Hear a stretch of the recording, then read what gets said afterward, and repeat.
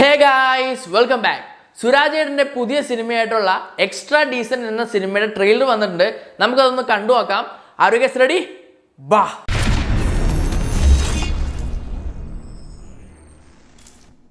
വാ വാ വാ, ഒരു സന്തോഷ വാർത്ത ഇയാൾ അറിയാൻ നോക്കി. ബിൻചേട്ടനെ ശരിക്കും ഡോക്ടർക്ക് അറിയോ? പിന്നെ ബിനു കുടുംബത്തോടൊക്കെ സ്നേഹമുള്ള ഒരു സ്മാർട്ട് ചെറുപ്പക്കാരൻ. എന്റെ അഭിപ്രായത്തില് എക്സ്ട്രാ ഡീസന്റ്. കൊള്ളാല. അച്ഛൻ ഈ റിട്ടയർമെന്റ് ലൈഫ് എന്തെങ്കിലും എൻഗേജ്മെന്റ് വേണ്ടേ, അതിന് വേണ്ടിട്ട് ഇട്ടുകൊടുത്ത.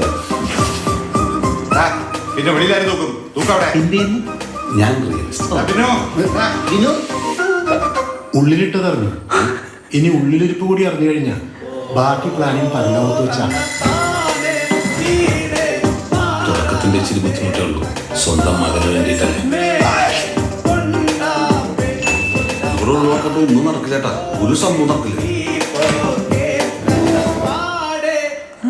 ഒഴിവാക്കാന്ന് വെച്ചാ നിനക്ക് എന്താ പറയണെന്ന് വല്ല ബോധണ്ട? നിങ്ങൾക്കൊക്കെ ഇതെങ്ങനെ സാധിക്കുന്നു എന്നാ? കൊള്ളാം.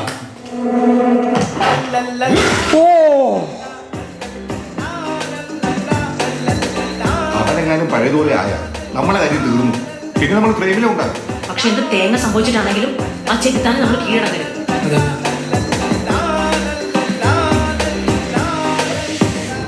എനിക്ക് നിങ്ങളെ സ്നേഹിക്കണം, ലോകത്ത് ഒരു മകനും സ്നേഹിക്കാത്ത പോലെ. സൈക്കോ. ബീജം പൊളിച്ച്. ഓ എൻ്റെ മോനെ സീൻ.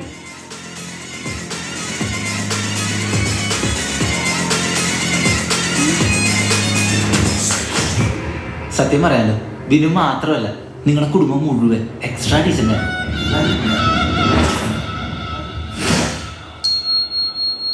അതെന്തായിരുന്നു പോയെ? കൊള്ളാം ഗൈസ്, നല്ല കിടിലൻ ട്രെയിലർ. എനിക്കിഷ്ടപ്പെട്ടു. എന്തോ ഫ്ലാഷ് ബാക്ക് കഥയുണ്ട്. പുള്ളിക്ക് വട്ടാണോ എന്നൊരു തോന്നലുണ്ട്. സൈക്കോ മീശയൊക്കെ പഠിച്ചിട്ടുള്ള സുരാജേട്ടൻ വളരെ ഭംഗിയായിട്ടുണ്ട്. നല്ല രസമുണ്ട് കാണാനായിട്ട്.